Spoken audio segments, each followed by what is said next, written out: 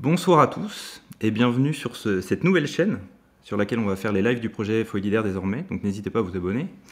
Aujourd'hui j'ai avec moi Théo Dramcourt et on va parler du fait qu'il reste 2 ans jusqu'au JO et qu'il y a un événement majeur qui vient de tomber de la part de la Fédé, c'est, tu me corrigeras si j'ai dit des bêtises, la nomination de l'équipe officielle de voile olympique. Avant ça, Théo, je t'invite à te présenter pour ceux qui ne te connaissent pas. Donc salut, moi je m'appelle Théodore Amcourt, je fais du kitefoil depuis pas mal de temps maintenant, ça fait 10 ans que, je pensais à ça tout à l'heure, ça fait 10 ans que je fais de la compète en France et j'ai fait énormément de compétitions internationales en kite et voilà, je suis membre de l'équipe de France et j'ai gagné le championnat du monde de kitefoil, donc nouvelle discipline olympique l'année dernière. Alors, justement, à ce propos, j'ai une première question. L'année dernière, j'ai entendu parler 2 fois de titres mondiaux, une fois avec toi et une fois avec Axel Mazella. Est-ce que tu peux nous aider à faire le tri là-dedans? Alors, en fait, en kitefoil, disons, il y a deux circuits principaux. Il y a toute la partie olympique, donc qui s'appelle le Formula Kite. Le championnat du monde et le championnat d'Europe, c'est des événements qui se passent en une étape. Et c'est donc la compétition que j'ai gagnée. Alors que Axel, lui, il a gagné la Coupe du Monde, donc qui a eu lieu en plusieurs étapes et qui a un format légèrement différent puisque c'est un circuit open. On a le droit d'utiliser tout le matériel qu'on veut. Donc il y a pas mal de protos qui circulent. Les courses sont un peu plus longues. Et c'est un autre format de finale et tout ça, quoi. Ok, donc la Coupe du Monde que tu as gagnée, c'était plus proche du format olympique que les conditions dans lesquelles était Axel, c'est ça? Donc ouais, en gros, moi, le championnat du monde que j'ai gagné, c'est le championnat du monde du support olympique. Et donc c'est à chaque événement comme ça, c'est un peu un test. C'est la mise en application de l'évolution du format de compète. Et du coup, c'est vraiment le format olympique, quoi. Ok, bah félicitations. Merci. Euh, L'année dernière, on a vu un changement des règles, puisqu'au début, vous deviez partir sur des équipes en duo pour le format olympique, et finalement, ça sera solo. À quoi était dû ce changement? Alors en fait, ce qu'il faut comprendre, c'est que le CIO, donc qui est l'association qui organise les Jeux Olympiques, elle met à disposition un nombre limite de médailles pour toute la partie voile. Et donc c'est World Sailing, c'est l'association internationale qui régit l'ensemble des supports à la voile, qui décide en gros quel support, quel sport mettre au JO. Et nous, en kite, on a réussi à s'introduire un peu dans le monde de l'olympisme en n'obtenant qu'une médaille. Donc ça, c'était il y a quelques années maintenant. C'est pour ça qu'ils ont décidé de créer un format relais, donc qui permettait de faire concourir et les garçons et les filles sur une même épreuve et délivrer une seule médaille. Et à l'issue de ça, l'année dernière, il y a eu la course au large, donc qui s'est vue être refusée par le CIO. Et du coup, on a eu l'opportunité de récupérer, entre guillemets, une seconde médaille. Et c'est pour ça, du coup, qu'on est repassé sur un format un peu plus traditionnel, donc avec une médaille homme et une médaille femme à la clé, quoi. Est-ce que tu as vu ça comme une bonne nouvelle pour toi personnellement? Déjà, c'est sûr que le format relais, c'était un peu tiré par les cheveux, entre guillemets. Après, c'était la seule opportunité pour nous de prendre part aux Jeux Olympiques. Donc, je pense que tout le monde était content au début. Mais c'est vrai que naviguer seul, ne pas dépendre de quelqu'un d'autre, et c'est quand même quelque chose de très positif. Et je pense que l'ensemble des compétiteurs là avec qui on concourt, c'est une des raisons pour laquelle on a décidé de faire du kitefoil et pas un autre sport d'équipe ou d'équipage ou voilà. Ok. Est-ce que tu peux nous rappeler très brièvement quelles sont les règles qui régissent le matos dans le cadre des JO à venir? Alors en gros, depuis 2020, il y a une liste de matériel. Donc il y a des constructeurs qui ont proposé du matériel éligible à une utilisation pour les JO. Et donc, depuis 2020 et jusqu'en 2024, jusqu'aux épreuves des JO, cette liste, elle bougera pas, elle est figée. Et nous, en tant que coureurs, on a le droit de choisir le matériel qu'on veut utiliser. C'est pour ça qu'on va avoir des riders qui vont plus naviguer, par exemple, en Levitas, d'autres en Shubanga pour les foils. Ça, c'est vraiment les deux marques leaders. Et on voit, pareil, on a le choix. Il y a pas mal de marques qui apparaissent sur cette liste. Après, du matos compétitif et qui marche, il y en a un peu moins. Et c'est top parce que ça nous permet de choisir un peu, de tester et de choisir et de ne pas avoir faire à une monotypie. Et avec tous les défauts que ça engendre, comme il y a pu avoir dans d'autres séries de voiles, quoi. Tu peux préciser les défauts? Bah, en gros Nail Pride, par exemple, qui était la monotypie en planche à voile jusqu'à présent, à partir du moment où elle avait le monopole de l'olympisme, les prix tous les ans avaient tendance à augmenter, alors que la qualité du matos avait tendance à baisser. Pour les épreuves, par exemple, les organisateurs des JO, ils étaient dépendants de cette marque pour produire du matériel aux couleurs des pays, des choses comme ça. Et là, le fait qu'il y ait quand même une certaine compétitivité au sein du sport, ça permet aux marques justement de se tirer vers le haut, de continuer à essayer de fournir le meilleur service possible. Il y a, il y a souvent des représentants des marques ou des techniciens qui se rendent sur les compètes internationales, qui viennent voir ce qui se passe, qui s'occupent un peu du matos, des problèmes qu'il peut y avoir. Et ça, ouais, je pense que ça attire tout le monde vers le haut, quoi.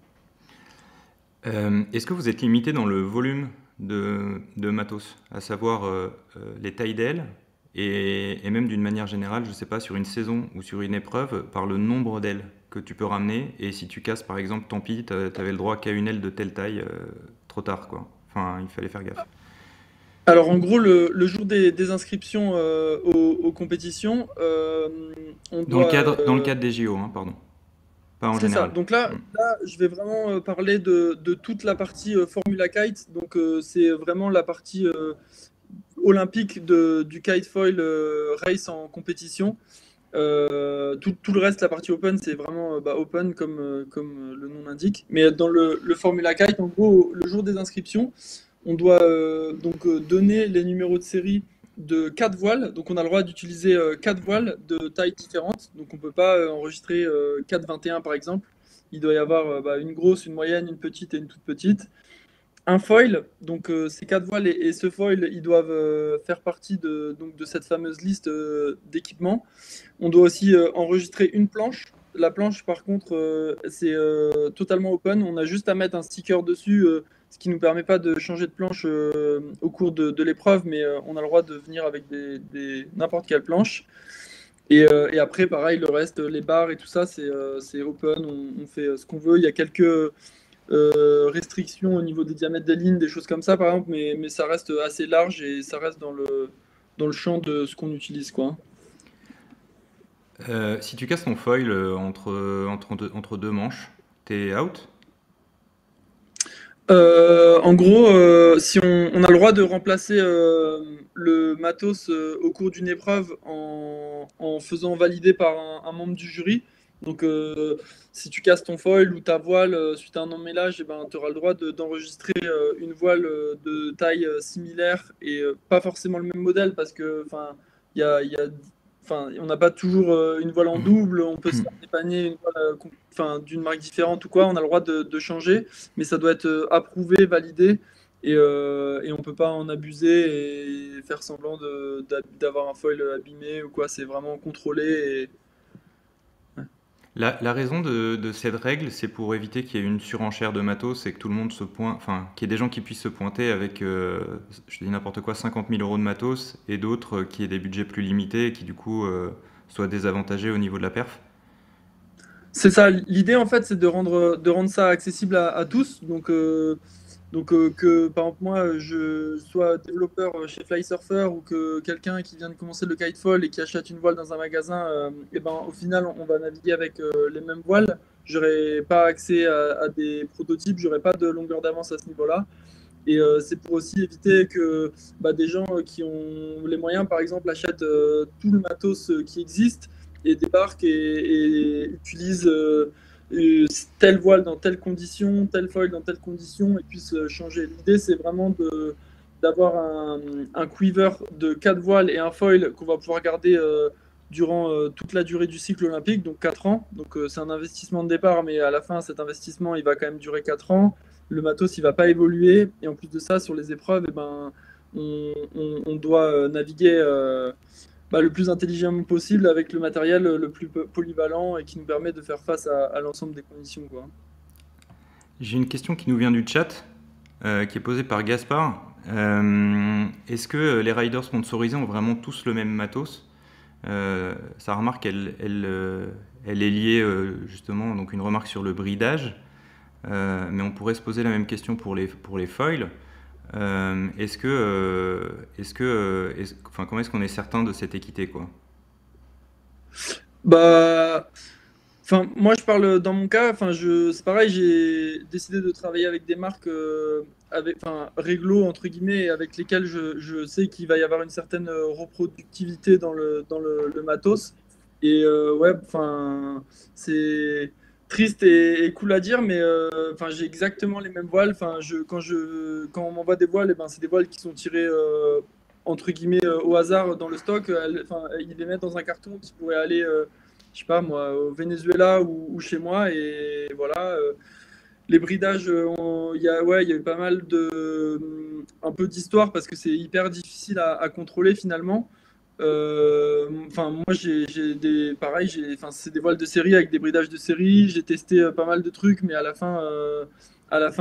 j'ai tout, enfin, je navigue avec des voiles d'origine, tous les A0 et les foils exactement pareil, hein. Les foils, c'est un foil qui sort du moule, du même moule que n'importe qui passe par les mêmes étapes de finition, enfin, qui m'est livré.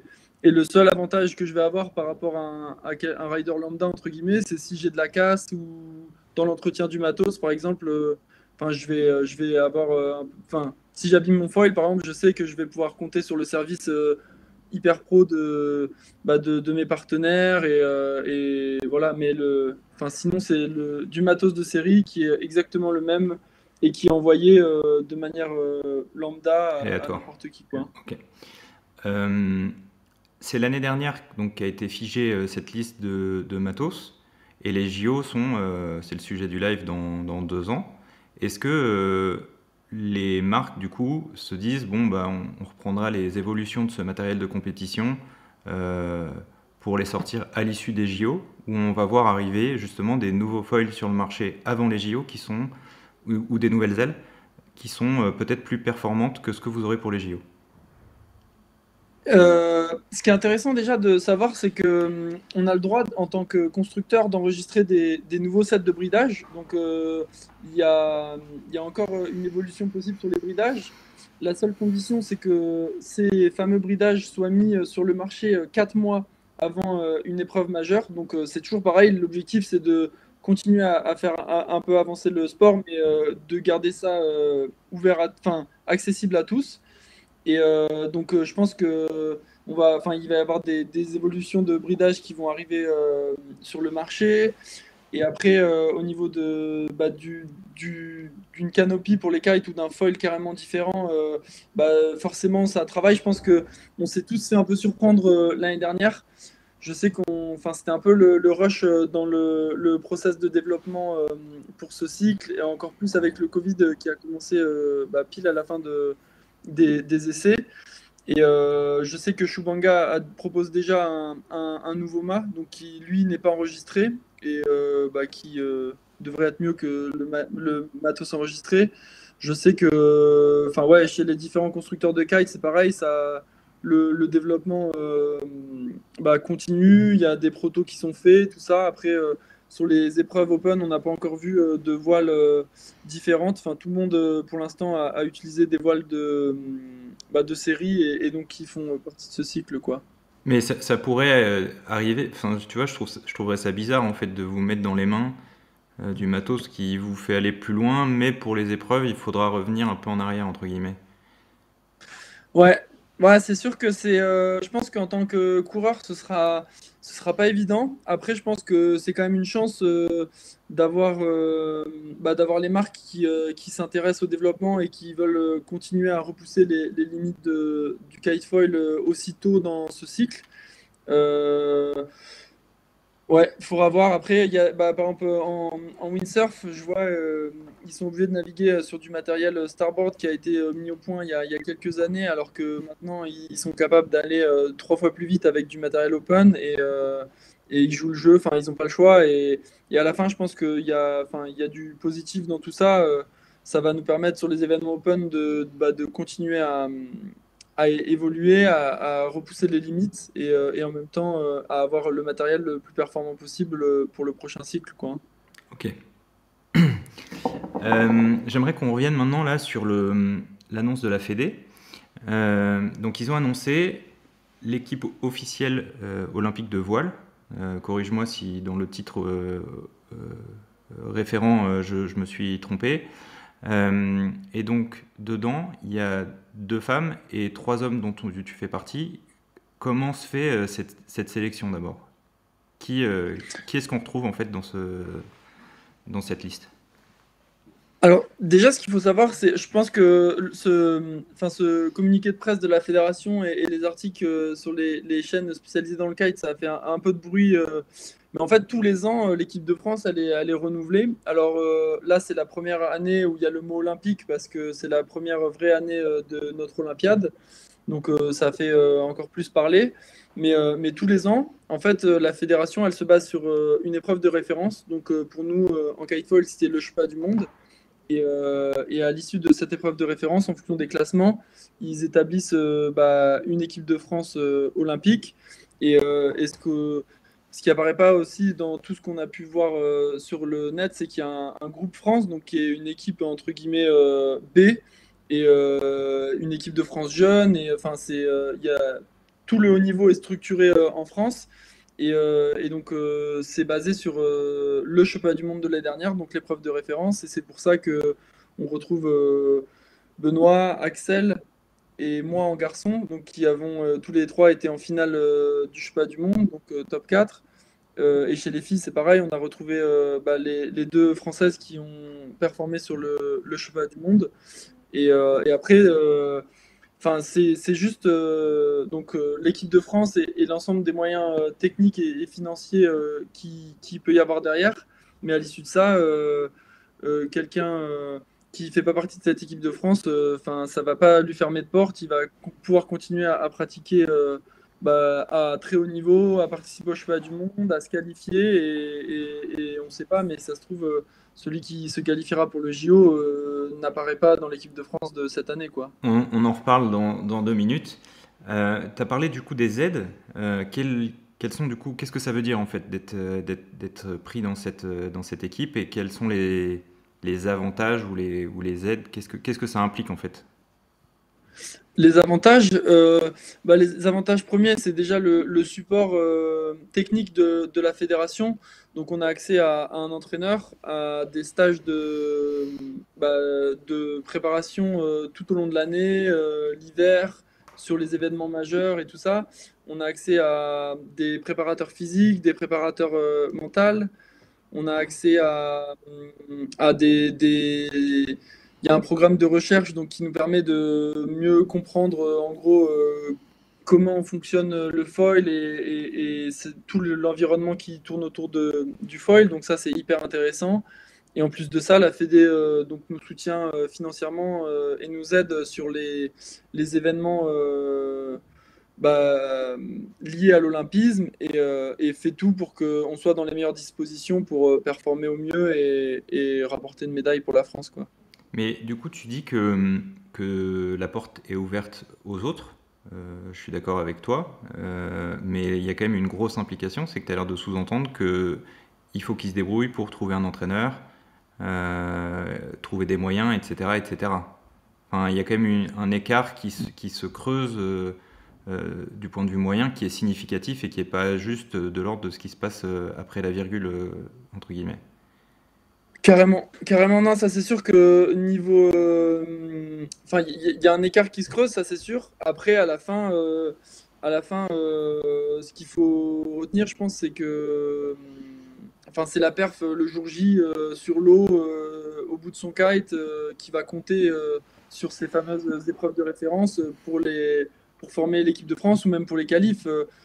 Tu vois, peu importe comment on se prépare, je pense que déjà on a tous des besoins enfin, différents, mais à la fin c'est la perf pure qui va faire la différence et enfin voilà, il y a plein d'outsiders entre guillemets, enfin de gens qui ont été capables de performer sans avoir la fédération qui les pousse derrière ou sans avoir accès à X temps de préparation mentale ou c'est sûr qu'à la fin, l'idée, c'est de mettre cette fameuse équipe de France olympique et l'ensemble des groupes qui est en dessous dans les meilleures dispositions pour perfer, mais il faut juste performer, quoi. Hein. À propos d'Outsider, est-ce que, tu vois, là, ça fait quand même 2 3 ans que je vous observe de plus ou moins près, de plus ou moins loin. Est-ce que tu penses que c'est possible, alors tu vas me dire c'est toujours possible, qu'on voit débarquer d'ici 2 ans, ce qui est à la fois court et long, un nom dont on n'avait pas forcément entendu parler, ou en tout cas qu'on ne voyait pas là, qui tout d'un coup prennent la place de vous trois ou de je sais pas qui, en tout cas que ce soit pas un des trois noms, donc là je me place du côté masculin, qu'on voit s'aligner au JO pour la France. Je pense que tout est possible. Après, il faut se rappeler aussi que les JO donc, seront en 2024, mais les qualifs se feront avant. Enfin, on ne sait pas exactement quand, on n'a pas encore de date exacte, mais ça se fera quelques mois avant. Du coup, ça réduit encore un peu la marge de préparation. Mais Hmm. moi j'aurais envie de te dire qu'on arrive à un niveau technique qui demande tellement d'expérience, d'investissement en temps, d'entraînement et tout ça, qui limite la place aux outsiders.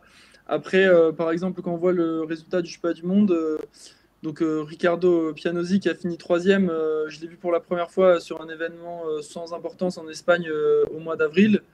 Et au mois d'octobre, à 16 ans, il se paye un podium au championnat du monde d'une nouvelle série olympique. Donc tout est possible. Tout est possible. Ok. Tu veux dire que même au sein de son pays, il a fait une percée qui était inattendue, quoi. Carrément. Au Ok. sein de son pays, au sein de la scène internationale. Enfin, ouais, tout est possible. Ok. Ben, non, mais parce que là, ce qui m'intéressait, c'était pour la France, quoi. C'est est-ce que d'ici quelques temps. Ok. Et du coup, tu as fait un début de transition. Euh, quel est, quand est-ce qu'a lieu donc cette sélection finale et sur quels critères et quand? Alors, quand Quand est-ce ça, qu'on saura, quoi? Hmm. on sait pas exactement au jour d'aujourd'hui. Donc, forcément, enfin, ce sera quelques mois avant les Jeux, selon moi. Enfin, c'est pas, rien n'est gravé dans le marbre pour l'instant. Après, la logique générale de la fédération, c'est de sélectionner un athlète qui soit capable d'être prêt le jour J lors d'une épreuve hyper importante avec tous les enjeux et le stress que ça peut être, enfin, qui peut être lié.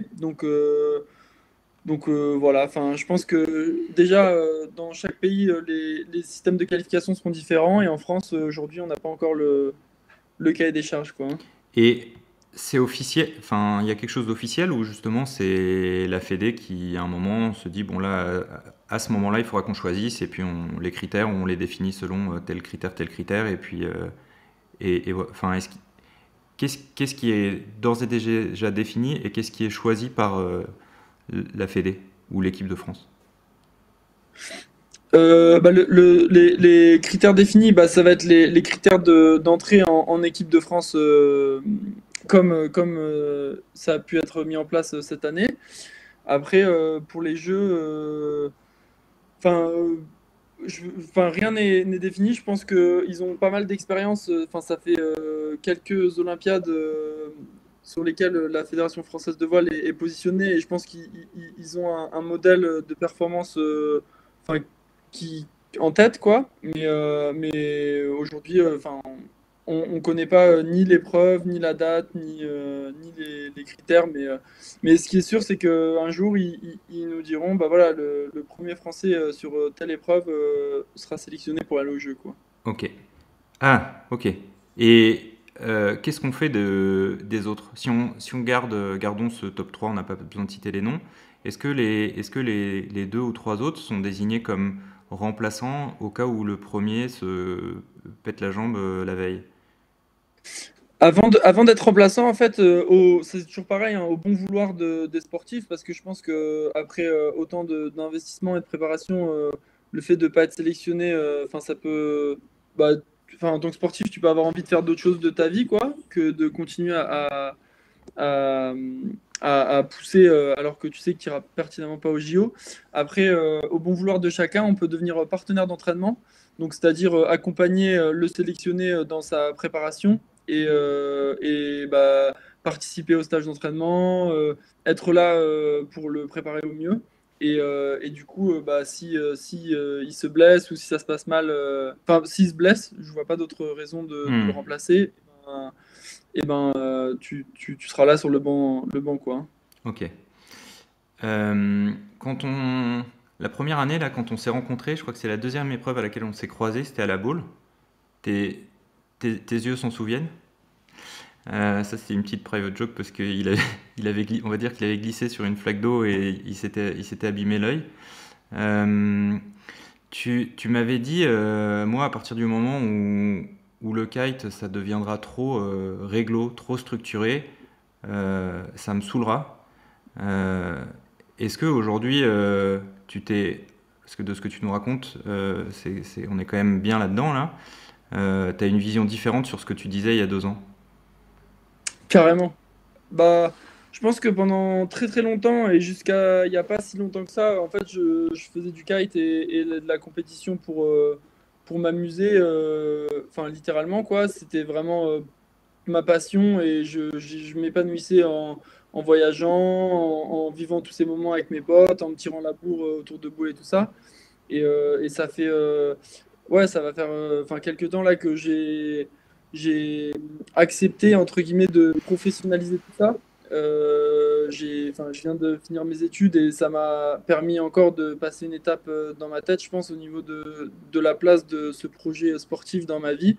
Et c'est sûr qu'aujourd'hui, bah, je suis plus qu'à fond, même pour moi, me mettre des contraintes et me permettre de progresser et d'être au maximum de ma performance l'année prochaine et pour les qualifs et pour les jeux, quoi. Est-ce qu'il y a des sacrifices qui te pèsent? Qui me pèse, non. Je t'avoue que il y a 2 semaines, en soi, si j'avais pu rester à Tahiti un peu plus longtemps, je l'aurais fait, mais c'est pareil, c'est moi qui ai décidé de rentrer pour m'entraîner, me mettre dans une dynamique d'entraînement. Mais non, franchement, ce serait difficile de voir. Enfin, c'est assez difficile aujourd'hui de voir les côtés négatifs, entre guillemets. Enfin, c'est tellement cool, on évolue avec des gens tellement intéressants, ouverts et gentils que c'est top. Même, tu vois, les contraintes qu'on peut avoir d'être un peu isolé, coupé du monde extérieur et tout ça, à la fin, tous les moments de partage qu'on a avec la famille du kitefoil, ça rattrape carrément tout ça. Et voilà, on arrive tous à être épanouis là-dedans, quoi. Moi, je voudrais juste qu'on revienne sur un truc là, sur ton écourtage de voyage à Tahiti là. Il a duré combien de temps?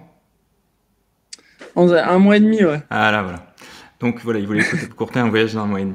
Ouais, mais On en n'a pas. Polynésie, 1 mois et demi, c'est pas si long, hein. Et je t'avoue que ouais, il va falloir y retourner pour continuer à explorer un peu cette partie du monde, Ouais, quoi, c'était hein. un peu court, t'as raison.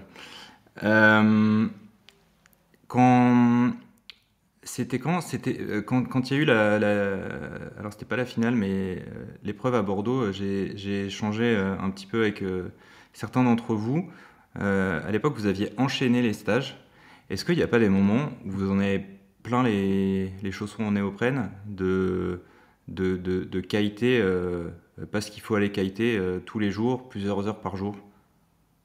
On a vu aussi, tu vois, Daniela Moroz faire carrément une vidéo là-dessus, parce que les Américains, ils adorent parler de leur burn-out. Mais est-ce qu'il y a des moments où ouais, t'en as marre et tu te dis, ouais, là, je suis en train de le faire pour le faire et plus parce que j'ai envie. Je pense que c'est assez intense. Enfin, quand on voit il y a des périodes où on enchaîne compète sur compète avec bah, tout le volume de nav que ça représente, le stress et tout ça. Enfin, ça peut carrément peser. Après, enfin, c'est sûr que des fois, c'est facile de se plaindre un peu, je pense, mais même, tu vois, quand tu repenses à des phases où c'était un peu dur, entre guillemets, et un peu ennuyant, bah, à la fin, enfin, si tu continues, enfin, c'est que tu t'y retrouves là-dedans. Je pense que quelqu'un comme Daniela aussi, c'était assez tôt, elle a été hyper à fond assez tôt, alors qu'aujourd'hui, bah, aujourd'hui, entre guillemets, il reste plus que 2 ans. Enfin, l'objectif, on peut presque le toucher, tu vois, les épreuves majeures, enfin, c'est hyper intense, mais c'est énormément d'émotions enfin, ouais, je pense que là, enfin, c'est vraiment entre guillemets, la meilleure période de tout ce qu'on a pu vivre pour l'instant et ça va faire que s'améliorer, quoi, hein. Trop bien. Question qui a rien à voir. Est-ce que tu as d'autres passions que le kite? Justement, ouais, c'est ça aussi que je voulais te dire aussi, c'est que en fait, on fait toute l'équipe de France, on fait pas que du kite, même quand on se retrouve sur des stages enfin, quand on se retrouve avec pour objectif principal de s'entraîner, on va forcément aller faire du parapente, aller faire de la wing. Enfin, on a des passions autres que le kite qui nous permettent de s'aérer un peu l'esprit, de faire autre chose, d'évoluer dans un autre environnement et d'avoir des discussions un peu différentes.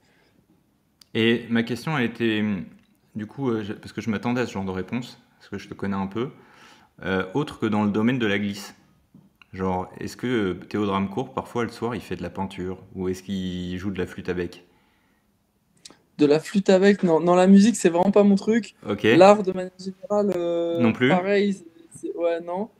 T'as le droit de répondre non, hein. Enfin, t'as une vie déjà super Ouais, bien non. remplie, mais... Passion vraiment qui me fait vibrer et tout ça, non.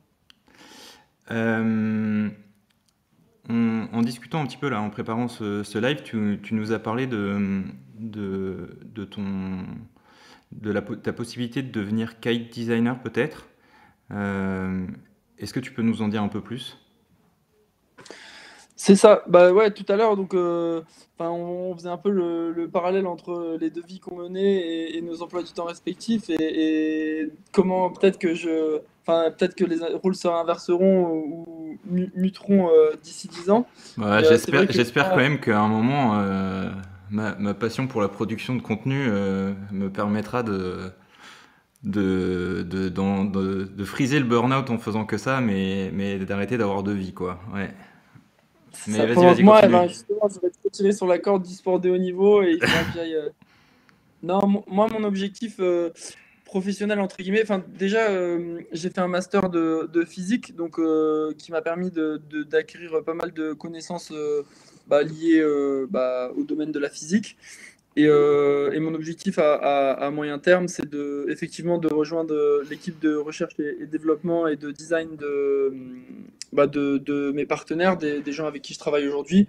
Et c'est ce qui va se faire, puisque dans 2 semaines, je vais aller dans les bureaux de Flysurfer pour officialiser bah, mon intégration dans l'équipe de design. Et voilà, donc c'est entre guillemets un peu parti et j'espère que ça se passera bien et qu'on Ah, pourra faire alors, de belles choses, quoi. c'est une très bonne transition. N'hésitez pas à poser vos questions dans le chat, évidemment, comme d'habitude.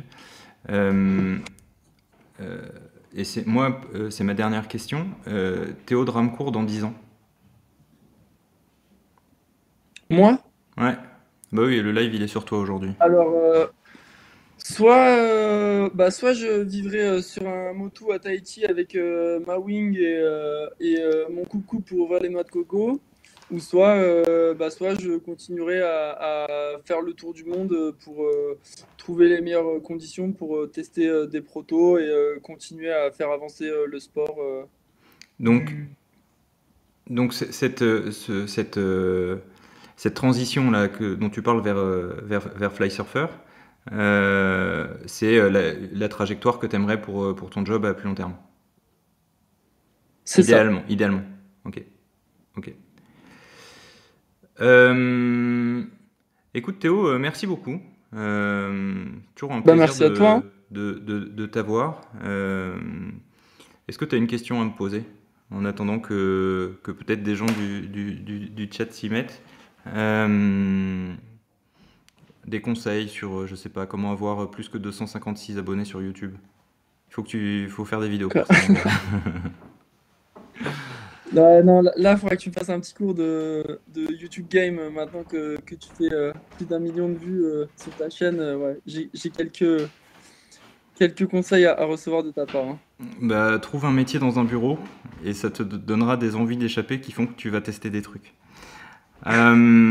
Théo, merci infiniment pour ta dispo. Merci pour les tutos qui continuent à tourner sur la chaîne, qui sont pas encore d'une efficacité incroyable sur moi, mais j'ai cru comprendre que c'était par mon manque de navigation. J'en suis sûr même maintenant. Et puis bonne chance pour les 2 ans à venir et continue à nous faire rêver, c'est vraiment top.